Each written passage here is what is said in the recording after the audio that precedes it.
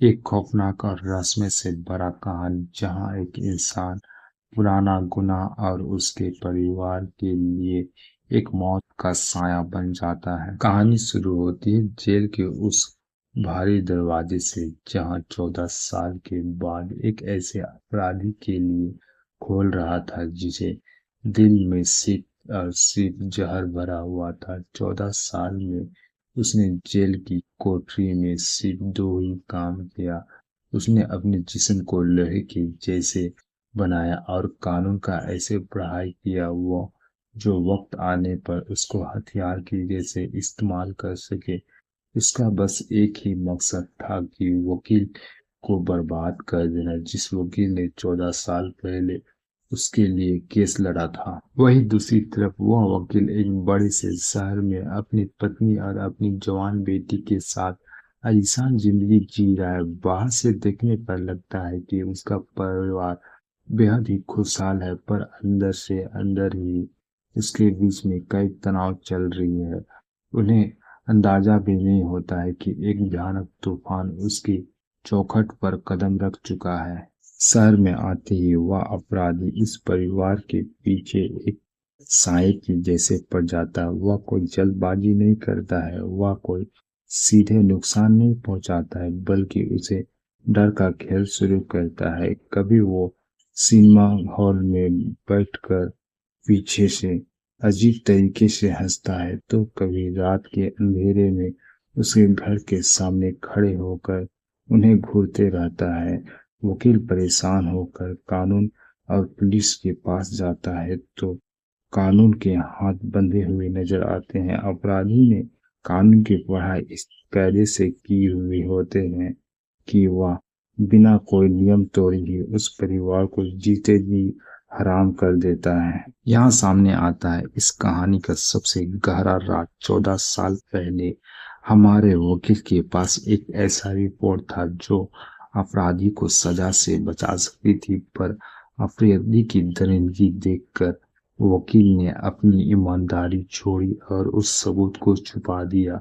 और अपराधी अब वकील के सामने खड़ा होकर कहता है, तूने कानून तोड़ा था, मुझे अब अंदर भेजने के लिए अब मैं तुम्हें कानून के अंदर रहकर ही तुम्हारा सुकून छीन लूंगा। धीरे धीरे डर का खेल हद से ज्यादा गुजरने लगता है। घर पर पालतू जानवर की अचानक मौत हो जाती है। वकील ने अपनी हिफाजत के लिए एक नया बॉडीगार्ड रख लेता है, पर अपराधी ने उसे बुरी तरह से पीट कर रास्ते से हटा देता है। इस सब के बीच वह अपराधी बहरूपिया बनकर वकील की बात के करीब पहुंच जाता है और उसे अपनी बात के जाल पर फंसा लेता है। वकील का दिमाग काम करना ही बंद कर देता है। वह कानून का रखवाला से एक कमजोर इंसान बन जाता है। वह कुछ गुंडे को पैसे देकर उस अपराधी को पीटने की कोशिश करता है, पर वह अपराधी अकेली उन सबको धो देता है। उल्टा कानून की नजर में वह अब वकील एक गुंडा भेजने वाला दोषी बन जाता है। वकील पूरी तरह से टूट चुका है और उसकी नौकरी, इज्जत और उसका परिवार सब खत्म होने की कगार पर है। आखिरकार अपराधी के डर से वकील अपने परिवार को लेकर भटकती हुई इलाके में कैफियर नाम नदी पर बनी एक नाव में छुपने के लिए चला जाता है। उसे लगता है कि वह वहां पर महफूज है, पर उसे पता नहीं है कि मौत उसके साथ ही आ रही है। अपराधी उस नाव के पीछे नीचे उसके साथ ही वहां तक पहुंच जाता है।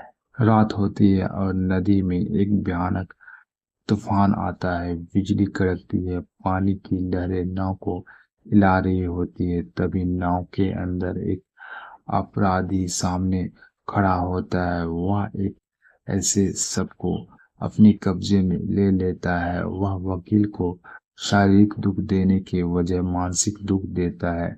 वह उसे मजबूर करता है कि वह कानून की बात को भूलकर एक जानवर की तरह उससे लड़ता है। तूफान के बीच नाव एक चट्टान से टकराती है और उसमें पानी भरने लगता है। चारों तरफ चीख होती है बचाव की। वकील और अपराधी के बीच पानी के अंदर एक आखिरी और भयानक ही बड़ा युद्ध होता है। वकील उसे अपने पूरी ताकत लगाकर उस अपराधी को भारी भरकम लोहे की जंजीर से नाव के एक हिस्से में उसे बांध देता है। नाव धीरे धीरे नदी के गहरे पानी में डूबने लगता है। अपराधी पानी में समा रहा होता है, पर उसका चेहरे पर मौत का कोई डर नहीं रहता है। वो आखिरी सांस तक अजीब तरीके से चिल्लाता है और हंसते हुए पानी के अंदर गायब हो जाता है। वकील किसी तरह अपनी पत्नी और बेटी को बचा लेता है और किनारे तक पहुंच जाता है। वह सुबह का सूरज तो निकल जाता है, पर सब कुछ बदल चुका होता है। वह जिंदा तो बच जाते हैं, लेकिन इस भयानक रात का खौफनाक उसे दिल से कभी नहीं निकल पाएगा। एक पुरानी गुनाह का हिसाब इस तरह बहते हुए पानी में दफन हो जाता है।